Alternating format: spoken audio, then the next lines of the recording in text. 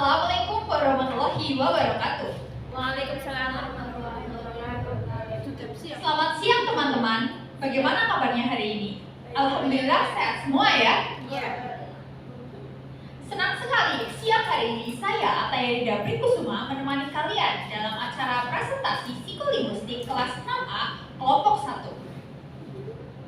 1. Sebelum memasuki materi, izinkan kami dari kelompok 1 mengenalkan anggota kami. Saya Atayarida Prikusuma sebagai moderator dan dua rekan saya, Hovifah Siti Claudia sebagai presentator dan Farah Zahra Octaviana sebagai notulen. Tanpa menunggu lama lagi, mari kita sambut presentator kita, Hovifah Siti Claudia. Berikan tepuk tangan yang meriah. Terima kasih Mbak Ataya. Saya mulai. Assalamualaikum warahmatullahi wabarakatuh. Saya Hovifah Siti Claudia dengan NIM 20010404002 akan mempresentasikan hasil rangkuman saya dengan judul Psikolinguistik. Rangkuman ini diambil dari buku Psikolinguistik karya Abdul Khair, penerbit Trineka Cipta, Kota Terbit Jakarta, tahun terbit 2009, jumlah bab ada 15 bab dan jumlah halaman 313 halaman. Untuk materi yang pertama ada bab 1 pendahuluan, bab 2 sejarah perkembangan psikolinguistik, bab 3 bahasa dan berbahasa, bab 4 hubungan berbahasa, berpikir dan berbudaya, dan yang kelima bab 5 teori-teori linguistik. Yang pertama bab 1 pendahuluan. Bahasa dapat dibaca secara internal maupun eksternal. Secara internal, kajian dilakukan terhadap struktur fonologi, morfologi, sintaksis, dan struktur wacana. Secara eksternal, kajian dilakukan terhadap faktor sosial, psikologi, etnis, seni, dan sebagainya. Studi psikologi dan studi linguistik. Apa itu psikologi dan apa itu linguistik? Psikologi adalah ilmu yang mengkaji jiwa seseorang dari perilakunya, sedangkan linguistik adalah ilmu yang mempelajari tentang bahasa. Psikolinguistik merupakan gabungan ilmu psikologi dan ilmu linguistik yang mempelajari bahasa manusia. Bab 2 sejarah perkembangan psikolinguistik. Awal perkembangan. Psikolinguistik bermula dari adanya pakar linguistik yang berminat pada psikologi dan adanya pakar psikologi yang berkecimpung dalam linguistik. Dengan adanya kerjasama antar pakar linguistik dan pakar psikologi, muncullah pakar-pakar psikolinguistik sebagai disiplin mandiri.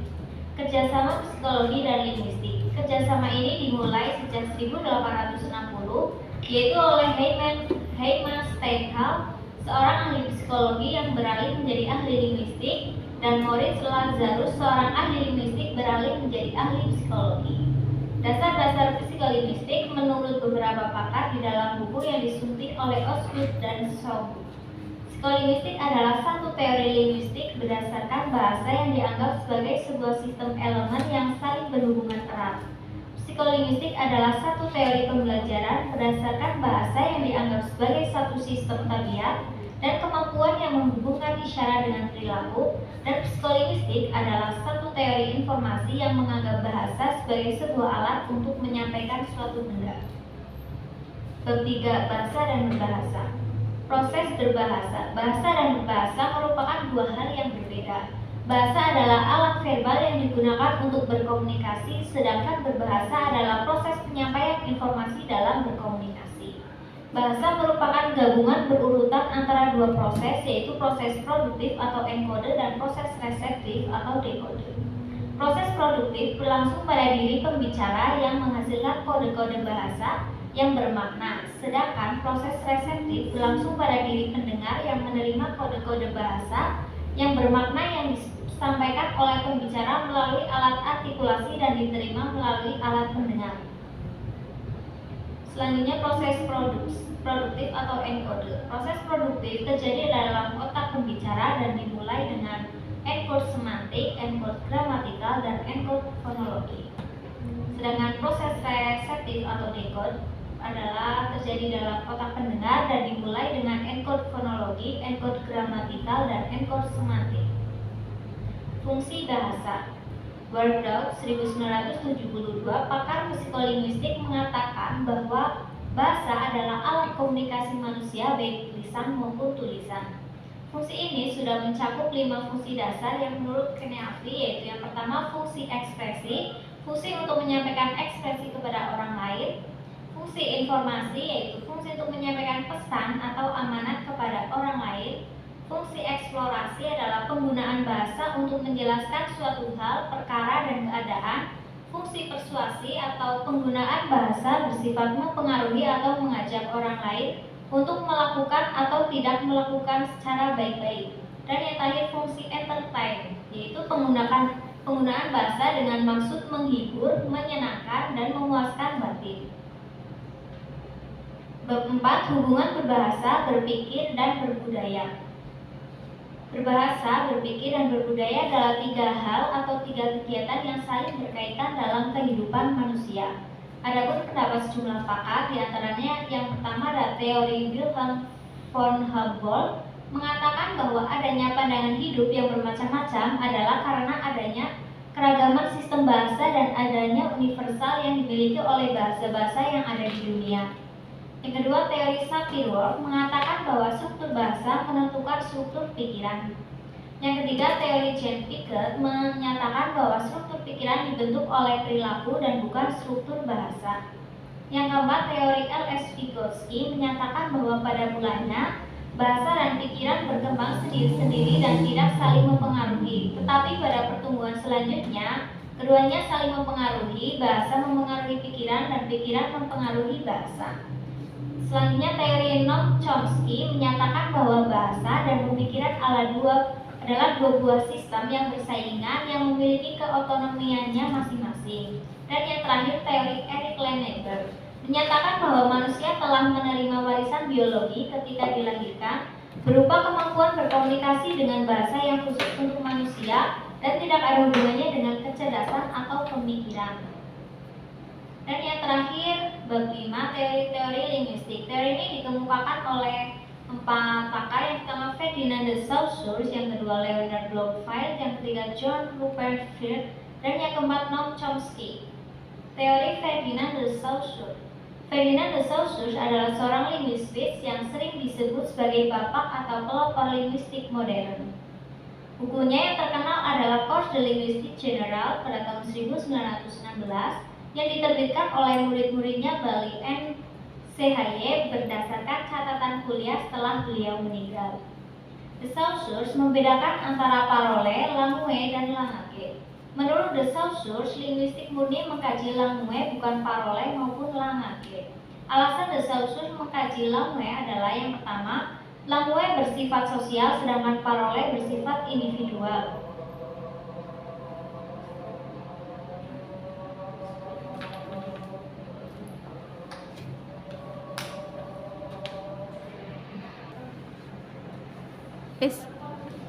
De Saussure membedakan antara parole, langue, dan langue. Menurut De Saussure, linguistik murni mengkaji langue bukan parole maupun langue. Alasan De Saussure mengkaji langue adalah yang pertama, langue bersifat sosial sedangkan parole bersifat individual. Langue bersifat abstrak dan tersembunyi di dalam otak, sedangkan parole selalu bergantung pada kemauan penutur dan bersifat intelektual. Dan yang terakhir, langue adalah pasif, sedangkan parole adalah aktif.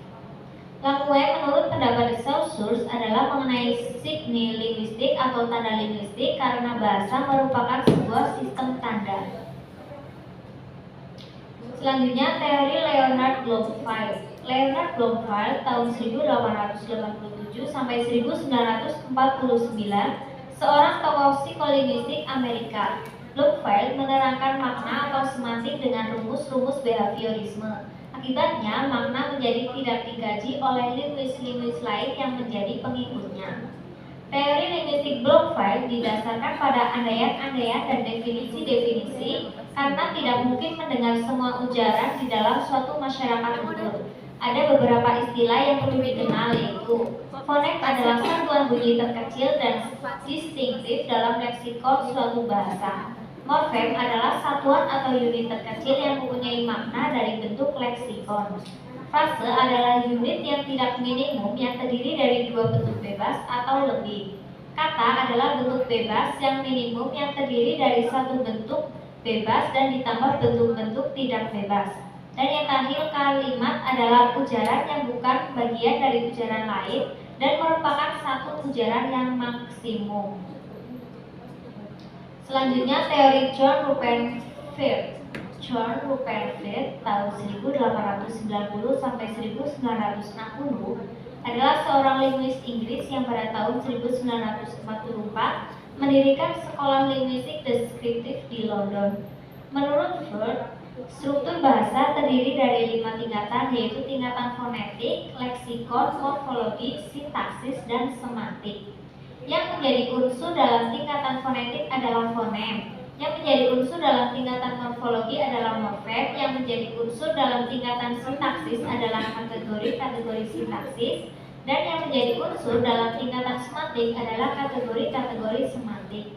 Ada dua jenis perkembangan dalam ilmu linguistik yang selalu dikaitkan dengan Firth, yaitu yang pertama teori konteks situasi untuk menemukan arti, dan yang kedua analisis prosedi dalam fonologi. Selanjutnya, teori Noam Chomsky. Chomsky merupakan linguis Amerika yang dengan teori tata bahasa generatif transformasinya dianggap telah membuat satu sejarah baru dalam psikolinguistik. Menurut Chomsky, untuk dapat menyusun tata bahasa dari suatu bahasa yang masih hidup, haruslah ada suatu teori mengenai apa yang membentuk tata bahasa itu. Tata umum itu adalah satu dari teori ilmiah yang disusun berdasarkan satu korpus ujaran yang dihasilkan oleh para bahasawan asli bahasa itu. Menurut Chomsky, perkembangan teori linguistik dan psikologi yang sangat penting dan perlu diingat dalam pengajaran bahasa adalah sebagai berikut. Yang pertama, aspek kreatif penggunaan bahasa. Yang kedua, keabstrakan lambang-lambang linguistik. Yang ketiga, keuniversalan struktur dalam linguistik. Dan yang keempat, peranan organisasi intelek nurani di dalam proses kognitif atau mental. Demikian presentasi dari saya, waktu saya serahkan kepada moderator. Demikian presentasi yang Bapak sampaikan. Luar biasa menarik, bukan? Saya yakin dari wajah-wajah para penyimak sudah ada pertanyaan yang ingin diajukan. Silakan apabila ada pertanyaan yang ingin diajukan, angkat tangan dan maju ke depan. Saya. Silakan Mbak-mbak berkerudung krim atau coklat itu ya. Silakan maju ke depan.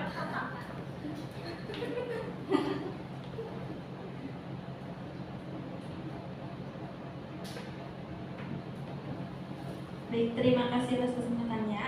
Perkenalkan, nama saya Iqbal Fauzia. Saya izin bertanya, tadi dalam PPT sudah dijelaskan jika di antara teori-teori atau hipotesis sejumlah pakar, teori Sapir-Whorf yang paling kontroversial. Lalu bagaimana caranya untuk menguji hipotesis tersebut? Terima kasih. Terima kasih untuk Saudari Ike. Jadi bagaimanakah cara mengujinya? Saya serahkan kepada presentator, apakah ingin langsung dijawab atau Menjawab. oh, silakan. Saya izin menjawab pertanyaan dari Ike terkait bagaimana caranya untuk menguji hipotesis Sapir-Whorf.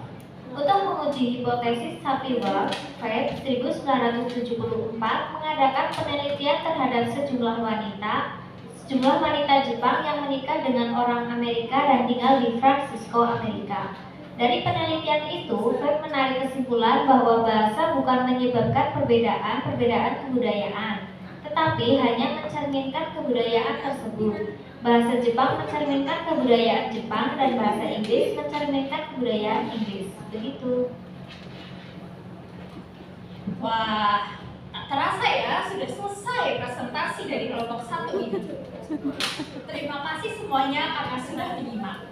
Kami dari kelompok 1 pamit undur diri. Wassalamualaikum warahmatullahi wabarakatuh. Semoga bermanfaat dan sampai jumpa. Terima kasih.